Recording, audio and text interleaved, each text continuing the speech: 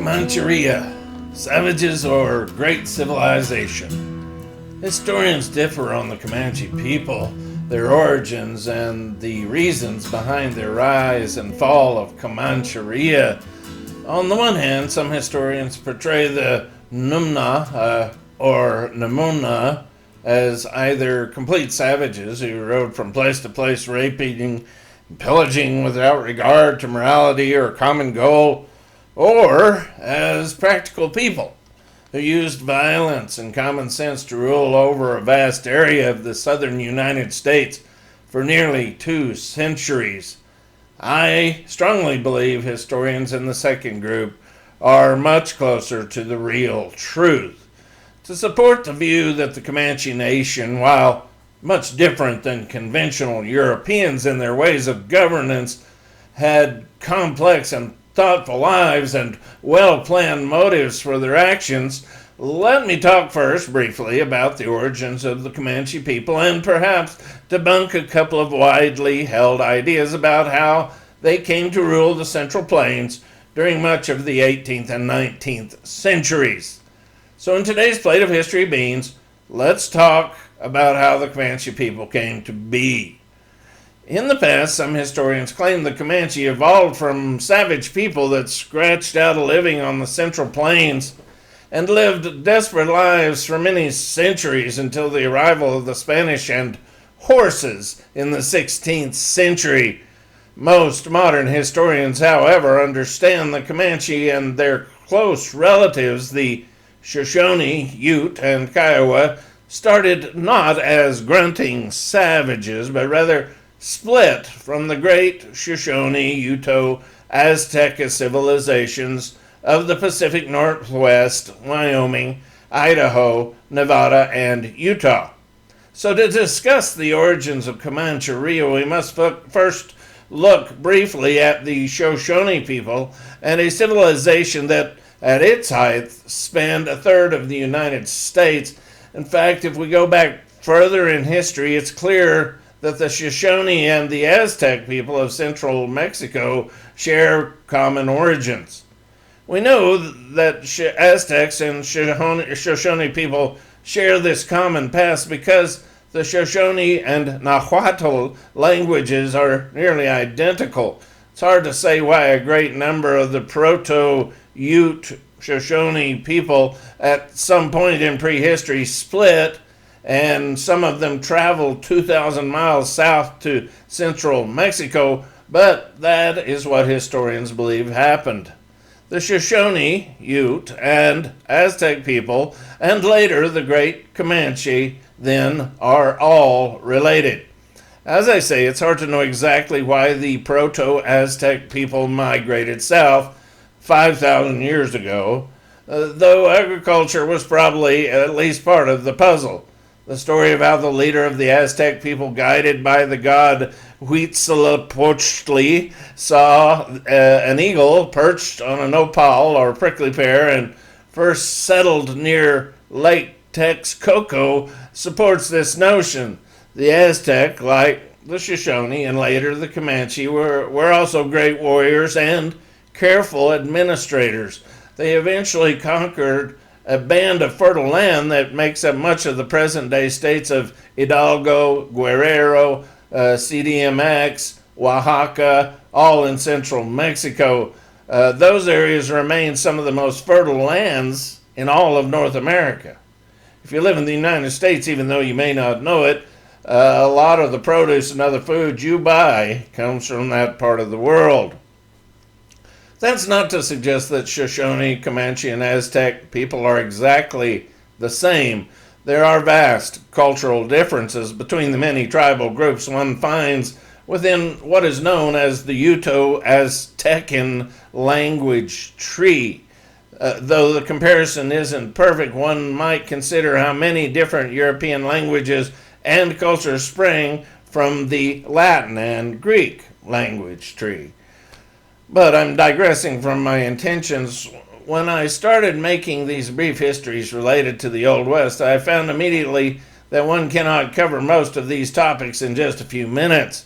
With that said, I also believe it's important to keep these segments short social media demands brevity.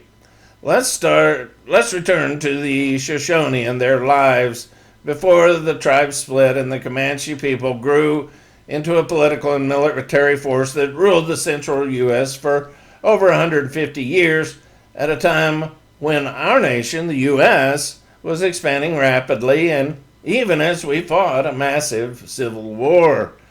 The early Shoshone and Ute tribes are said to have lived well-organized lives as hunters and gatherers in California and the Pacific Northwest for many centuries. In the summers, the Shoshone would hunt, fish, and gather food in the lands beyond the Continental Divide, and in winters they would migrate east of the mountains and hunt bison and other game and shelter in the rifts and valleys of the eastern Rockies. The Shoshone, Ute, and many other groups of Uto-Aztecan people lived in familial groups. So when I talk about these concepts, they are in general terms.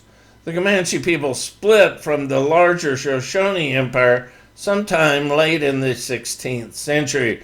It's unclear why, but historians point to a series of devastating droughts that struck the central U.S., spanning a period of around 600 years, starting at roughly the 9th century A.D., and spanning a period of time all the way up into the 15th century. This time of drought, historians believed, depleted bison herds on the central plains, so much so that the Shoshone people who might have settled the plains remained in California and the Pacific Northwest. When the drought ended sometime in the 1400s, the bison herds gradually returned, and by the 1600s, the stage was set for nomadic groups like the Comanche to relocate into places like Kansas, Oklahoma, eastern Colorado, Texas, and even northern Mexico. While many people nowadays may see that period in the central part of the U.S. as quiet and that space of land as sparsely inhabited, closer examination reveals something entirely different. In truth, several different people were vying for sovereignty of that region. First, the Spanish had been in New Mexico and Texas for nearly 2 centuries by the time of the rise of Comancheria. Likewise, other tribal peoples like the Pueblo and the Apache considered the region their home. There was also the fledgling colonists, and starting in the late 18th century, when Comancheria was reaching the pinnacle of their power, the United States. That said, the central players during most of the 1600s and 1700s were the Spanish, the rising Comanche, and the settled, more agrarian native groups like the Apache. Next time we'll talk a little about the Apache-Comanche Wars, a fascinating time in the history of the Comanche and the formation of one of the greatest nations in the history of the Old West, Comancheria. That's it for today's Plate of History Beans. I'll have more on the Comanche Empire next week on how the early Comanche people cemented their hegemony over a vast region in the center of the nation. In the space below, I've suggested a couple of books if you're interested in learning more about the Comanche. I'll also have links to my novel, Hunting Charm, and my other books. I hope you'll take a moment to check out my author's page on Amazon. I also have signed copies of my books available. Now it's time for Chapter 36 of my book, Hunting Charm, A Conversation with a Finger.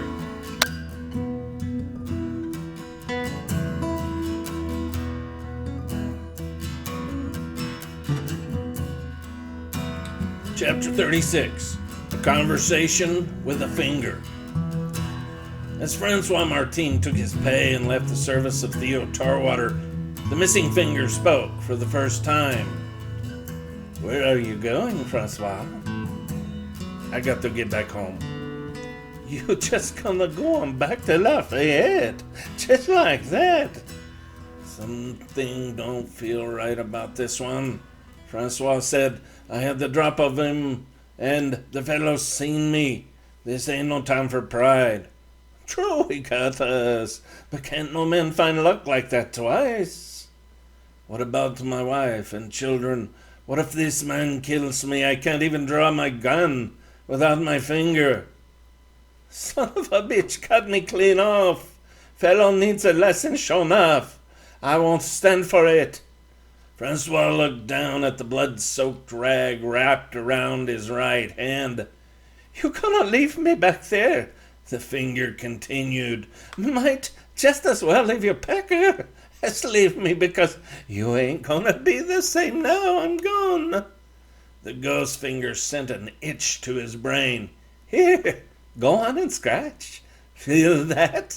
Ain't nothing to scratch, but you gonna wanna scratch just the same. And how you gonna wipe your backside? Francois pulled his horse up, trying to decide should he return home or re-engage with the rangy cowboy. Might as well lose your pecker, the ghost finger repeated. That and your balls. Apparently got your pecker and your nutsack shown up. This ain't gonna be easy, Francois said. Like as not he gonna kill me. You already dead thinking like that, the finger said. Just leave them balls right here and right on home. Francois opened his mouth to speak, but realized he had nothing to say. He had never had time for self-pity or reflection. At the age of 5, he started working with his father in the Louisiana swamps, baiting traps, skinning, and cleaning small game. He killed his first gator with a knife at the age of 8. Then 6 months later, when his father died of typhus in their foul-smelling swamp shack, his mother took them to New Orleans, carrying his infant sister Lubella, while Francois led his 4-year-old brother Robert by the hand. They spent months living on the street, begging for pennies. During that time, he found jobs as a street courier, delivering messages or small amounts of cash to clients for one or another of the crime bosses that ran the city. For nearly 8 years, they lived on the fringes of the New Orleans underworld, most of the time in a single-room tenement on the outskirts of what would later become the lower Ninth Ward. Francois' skills increased over the years, and by the age of 17, he had already laid the groundwork for criminal enterprises of his own. Unfortunately, an associate, another young man named Sartain, was accused of stealing by a powerful crime lord. Rather than face assassination, they left and traveled to northern Missouri Territory, where they learned the trapping trade. Living in a rough cabin with Sartain, spending days alone riding trapline, Francois conversed regularly with his horse, his bedroll, with a fictional woman he named Betsy, and with his penis, so conversing with a ghost finger wasn't so odd. When the war started, Sartain suggested they travel south and join the Confederate Army.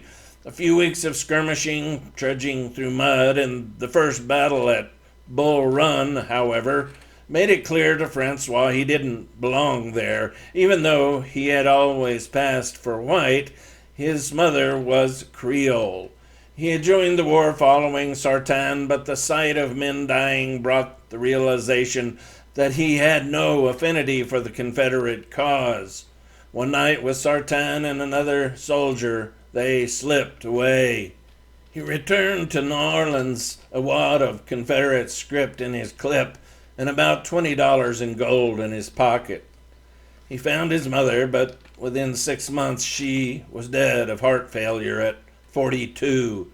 Left with his 16-year-old brother Robert and 12-year-old sister Lubella, he returned to what he had known before, the New Orleans underworld and the crime lords who ruled the town by hook or crook. Fortunately, by this time, Francois had acquired skills that most men never know. He found work with a man named Louis Tremont, and soon learned that assassinating men is infinitely easier than bringing down an elk, lynx, or grizzly. Since the men Louis Tremont ordered killed were almost always braggarts and liars, moral questions never troubled him. He figured the lowlifes, gamblers, and alcoholics he murdered were better off dead. In a way, he even came to savor the wide-eyed question, the gasping disbelief that came with the insertion of a blade just below the left armpit. Francois might have continued working for Tremont, growing more comfortable and notorious, had it not been for a man named Baptiste. When Louis Tremont gave the order to capture Baptiste for questioning, Francois didn't realize he had finally met a man as skilled and dangerous as himself. Francois was given the contract to eliminate Baptiste because the gambler not only had prescient skills at faro, but gambled exclusively at establishments run by Louis Tremont. When asked why he didn't simply ban Baptiste from gambling at his houses, Tremont wouldn't give an answer. Francois concluded that something had transpired between the men in the past, and Louis's sense of pride was involved. There was one other detail that led Francois to conclude there was more to the thing than a simple desire to be rid of a skilled gambler. "Capture him alive," Tremont ordered. "I will flay his skin until he tells me how he cheats at cards."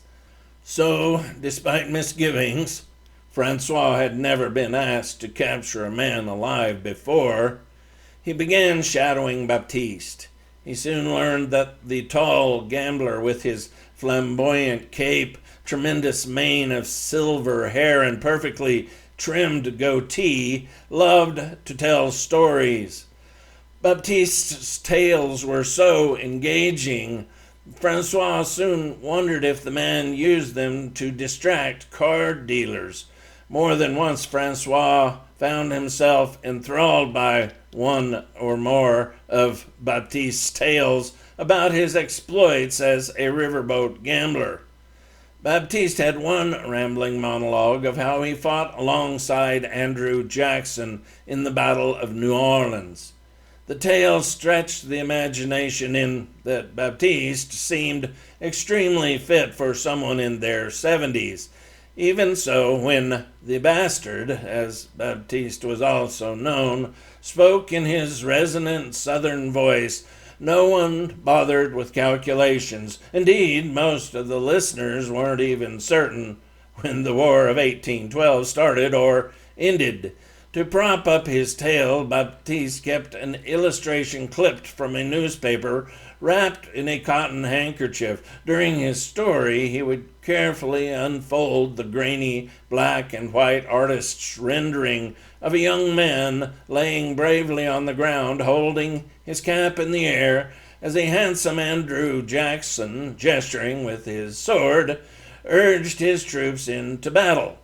Baptiste would point to the young man holding his hat aloft, then remove his own hat, like the one worn by the lad in the picture, and lift it upwards.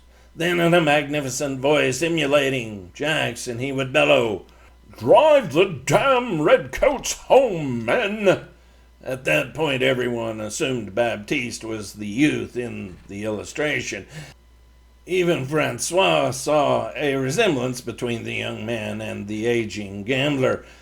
Despite himself as a New Orleanian, he even found the tale inspiring.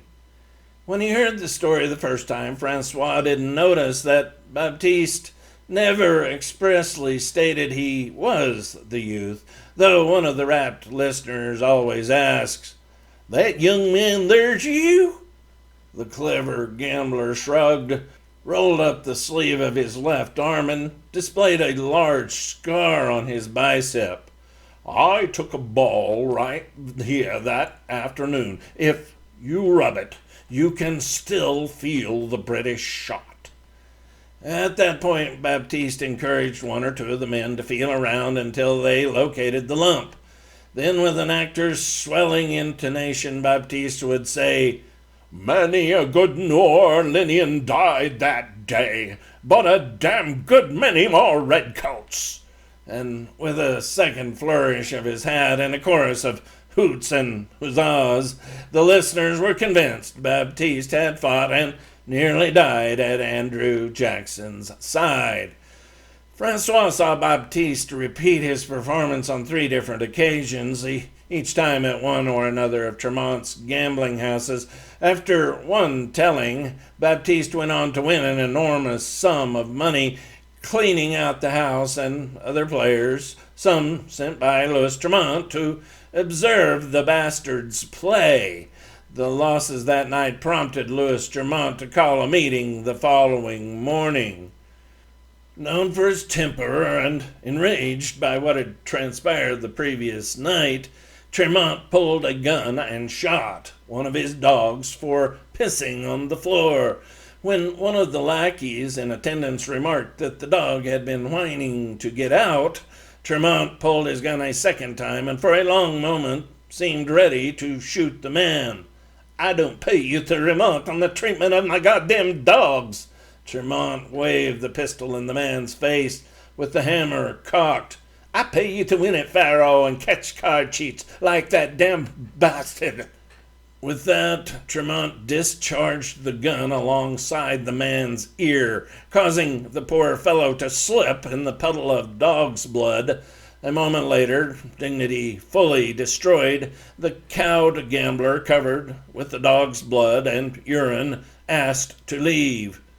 "Do whatever you damn well please," Tremont replied, "but if you walk out that door, don't come back into any of my houses." The humiliated employee paused, then, pulling a handkerchief, returned to his seat, where he sat for the next 2 hours as the crime boss ranted. Following the meeting, Louis pulled Francois to one side. "I want it done tonight. I want you to bring me the bastard so I can find out how he's doing it." By that time, Francois knew capturing Baptiste alive would be next to impossible. "It's going to be easier for Francois to do this without the questions. I'll just go on in that fellow's room tomorrow morning and be done with it. I want him alive, goddammit. And if you wait until tomorrow morning, he's liable to win another $1,000. I want it done this afternoon." Francois left, wondering if he should mount up and leave town. He knew that Baptiste would be dining somewhere for a mid-afternoon meal, but the man frequented several places. In the 6 days Francois had been following Baptiste, the gambler had not eaten at the same place twice. "He's already out for dinner," Francois said. "I ain't likely to find him before he gets to the gambling hall." "I don't give a damn how you do it. Just do it." Francois knew that Baptiste carried 2 pistols and a nasty dagger in his right sleeve. He reckoned that on top of Baptiste's reputation as an expert wielder of knife, the gambler must have some skill with a pistol, otherwise why carry guns? It wouldn't be easy to subdue the man. As he left Tremont's office, Francois quietly cursed his boss. As he observed the heavy traffic along Royal Street, Francois once more considered gathering his sister and brother and leaving New Orleans. If not for a bit of fortune, he might have done just that. At that moment, however, he spotted the familiar hat worn by Baptiste bobbing along above the foot traffic a block in the distance. Without hesitation, Francois ran, knowing that if he could catch the gambler on the street, his chances of taking him alive increased. The fact that Baptiste stood a good 2 or 3 inches over 6 feet helped. As Francois drew closer, he slowed to a trot, then a brisk walk, still gaining ground.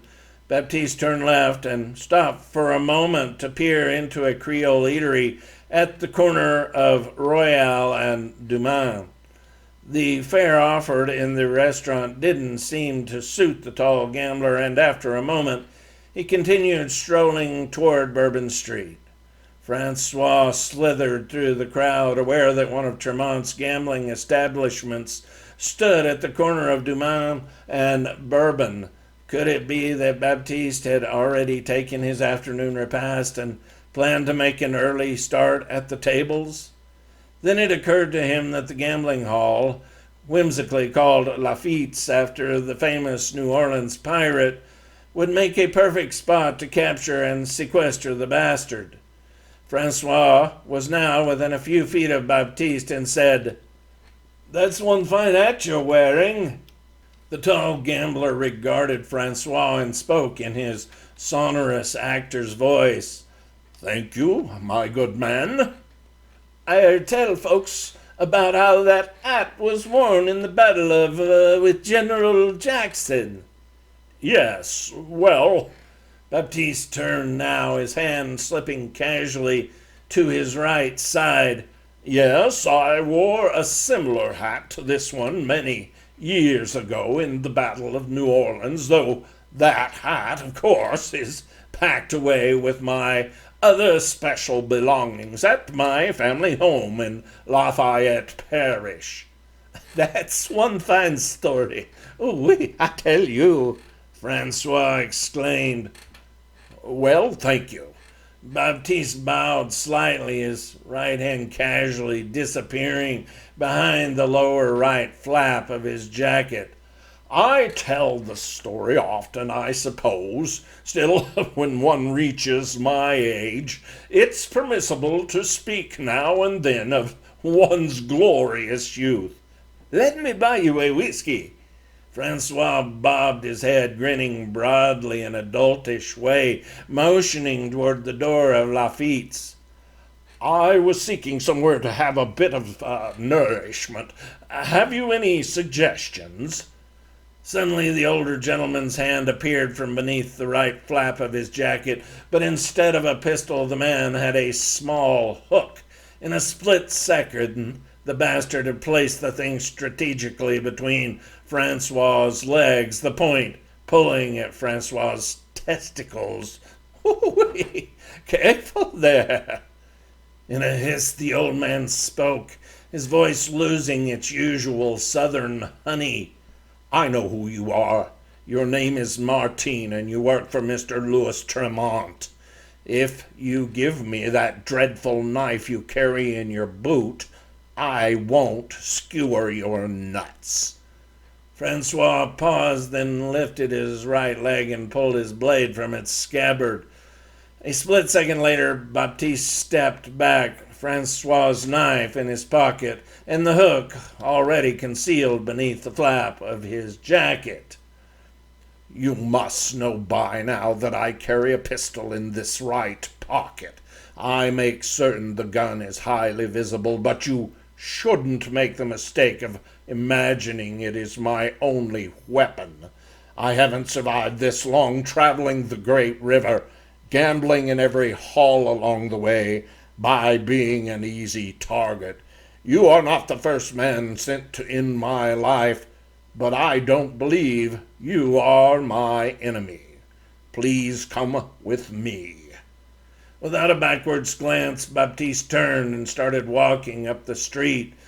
A couple of passers-by looked at him curiously, but the exchange had only taken seconds. Francois scurried along behind. They walked a few short blocks to Canal Street, where Baptiste hailed a cab. Once aboard, they traveled west along Chapitulus, disembarking a few minutes later near the river on a street bustling with dock workers, prostitutes, and derelicts. Baptiste guided them another block north, glancing around to make certain they weren't being followed. A block from the waterfront, they turned onto a street lined with double gallery houses where half-naked Creole children played and women toiled at clotheslines and laundry pots. A moment later, they entered the doorway of a small restaurant. Francois had never been fond of traditional New Orleans food. As a boy, he had eaten so much crayfish and other swamp fare that those items had no special appeal. Even so, entering the small eatery, he felt his mouth water at the enticing aroma. "This is one of my favorite places." Baptiste waved fondly at the cook, a gargantuan woman who smiled through a kiss and said, "Allez, mon cher." Baptiste tipped his hat. "We'll have 2 of your marvelous stews, Eileen." The woman nodded. A moment later, a Creole girl approached with a basket of bread and 2 beers. "Eileen makes her own beer, and I warrant this will not be your last visit to her eatery. Her menu consists of her delicious bouillon and occasionally shrimp or crawfish étouffée, nothing more. Her customers are all local. I have heard she once worked at a famous restaurant that existed before the war, though I cannot get her to verify. But never mind all that. I'm sure you're wondering why all the subterfuge." Francois doesn't ask questions. A wise policy. Baptiste paused, considering his next words. "You may have surmised that I have a past relationship with your boss, Mr. Tremont. Many years ago, he was responsible for the deaths of my daughter and my beloved wife." Francois thought of Tremont's cruelty, his ability to be charming one moment and utterly ruthless the next. "New Orleans is my home," Francois said, shrugging. "If you were hoping to make me your ally in revenge, a man who would assassinate Louis Tremont, I don't think so." "No, that's not it exactly," Baptiste said.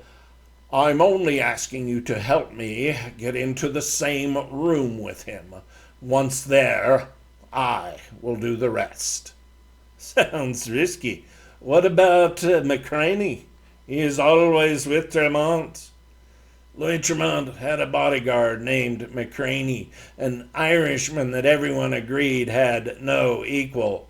Smart and deadly quick, McCraney ended fights decisively and always in his favor. "You were sent here to kill me, isn't that so?"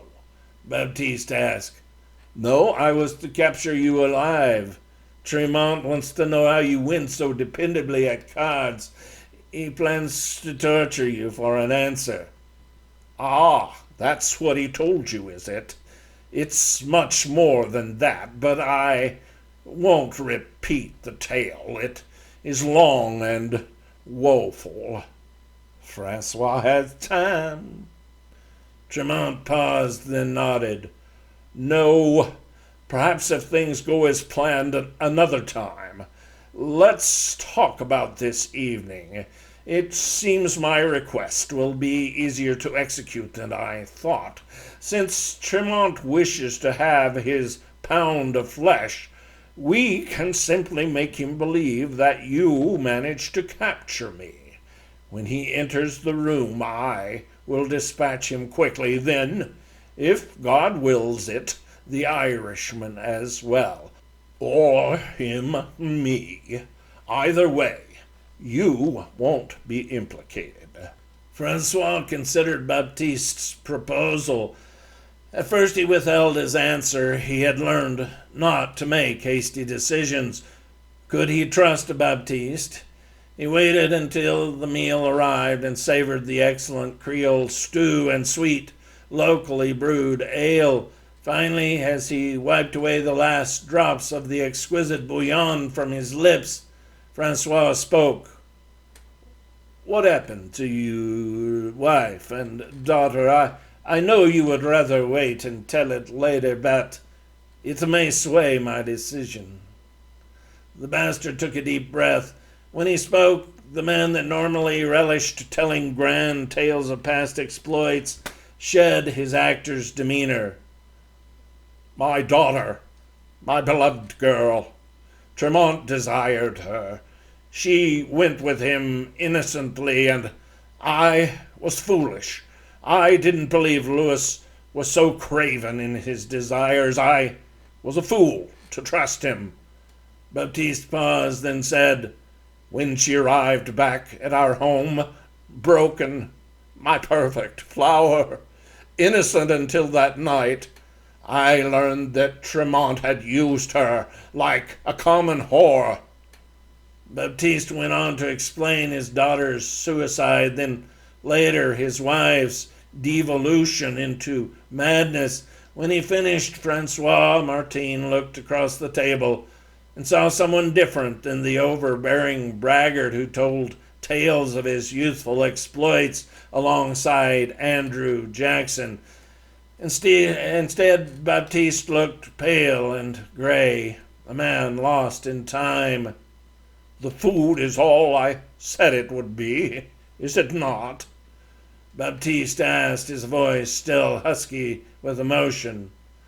The food had been delicious, but during their conversation, Francois had noticed something else. Two men had appeared, one seated at a table near the front door, and the other with Eileen at the rear.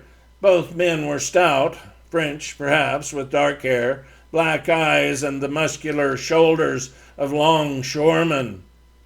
"I see you've noticed the Chenois brothers," Baptiste said. "You aren't the first men sent to kill me. You must understand that if you cannot help us, we cannot let you go." "You don't take a man captive, then ask for his help." "Yes, I understand. And I understand that Louis Tremont is not a man one can double-cross on a whim. I know I'm asking a lot, and that's why I plan to pay you well. Enough so you can leave New Orleans forever, should we fail." "How are you going to pay, Francois, like Tremont pays?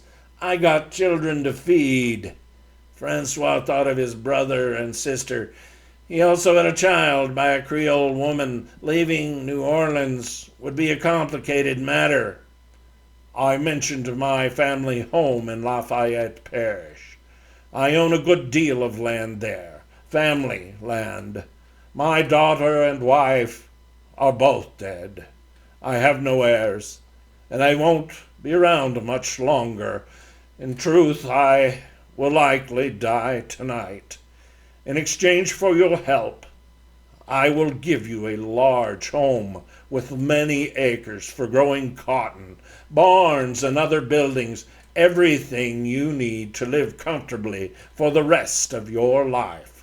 The place is located southeast of Lafayette, near Bayou Teche. The land is rich and fertile, and deer are as numerous as cattle. I was told 30 years ago by a Bourbon Street witch that the place would bear the riches of kings in 100 years' time. You need not wait a century, though. The estate is quite profitable now. It will all be yours." "What if you survive?" Francois asked. "No need to worry on my account.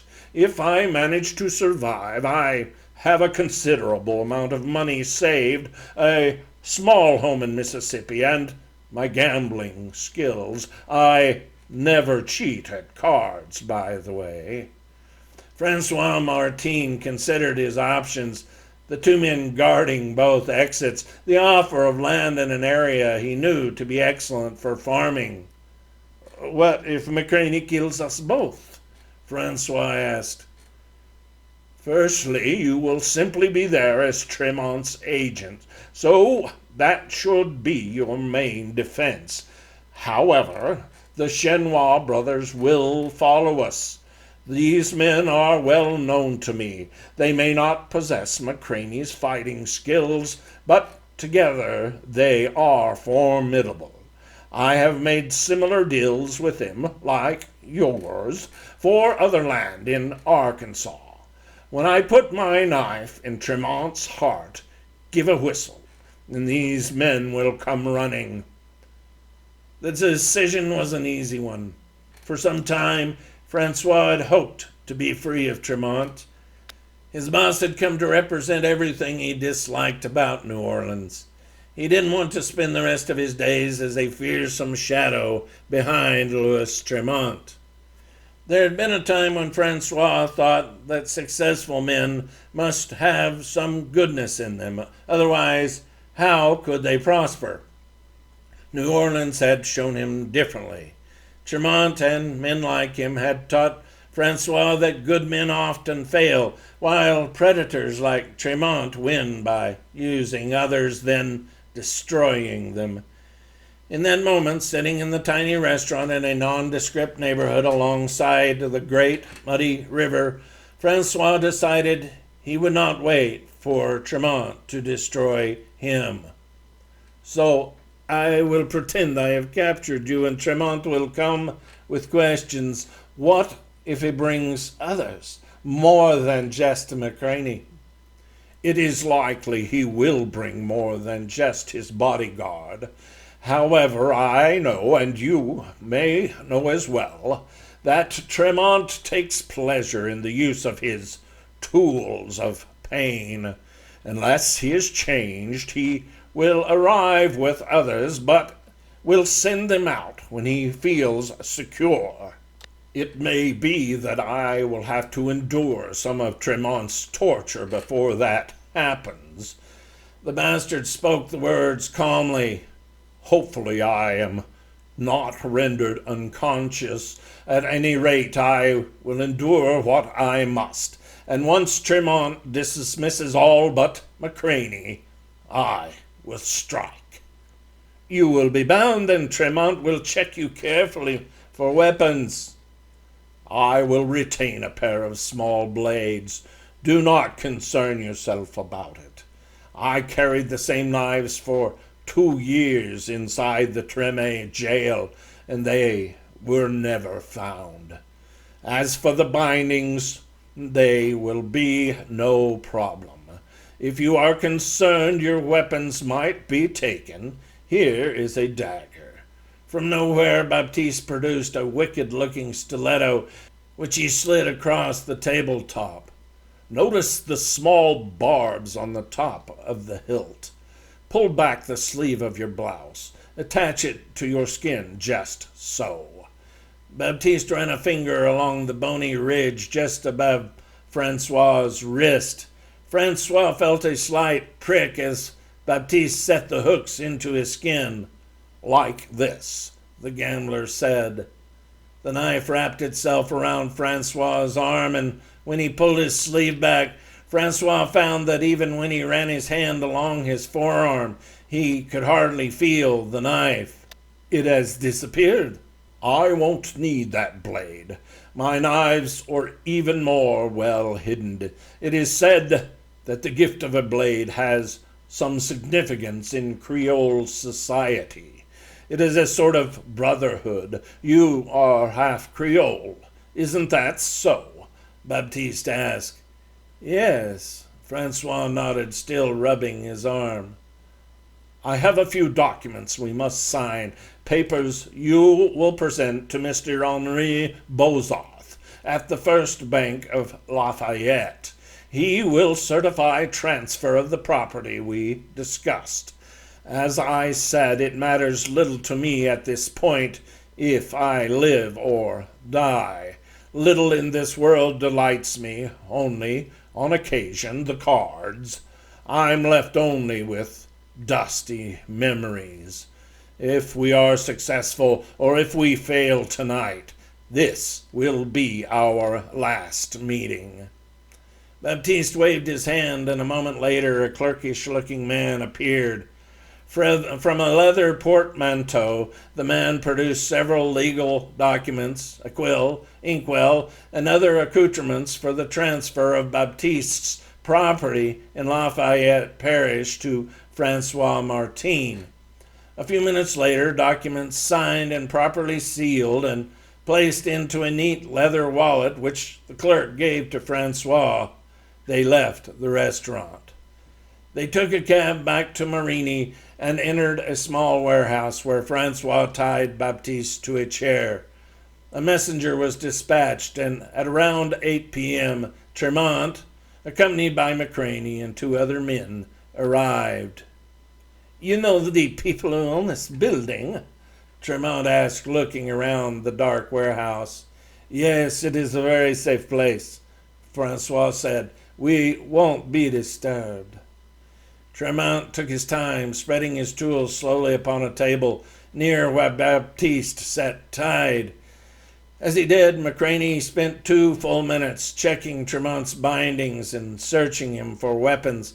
Finally, the Irishman grunted his approval, and Tremont nodded for the other 2 thugs to leave. For a moment, Francois thought Tremont would send him out as well, but as he turned to go, his boss spoke. I want you to stay, Tremont said. You need to watch this. Baptiste, who had been pretending to be unconscious, lifted his head as Tremont spoke. Emma would be proud of her father, Tremont said, grinning evilly. She was such a lovely girl. You thought you could have your revenge by cheating at cards, yes? Tremont sorted his tools. How did you do it, Baptiste? How did you cheat me? I didn't need to cheat, Baptiste said. Oh, you cheated, and I plan to know how. You will never know how I did it. You're too arrogant and stupid. Baptiste grinned and spat onto the floor near Tremont's feet.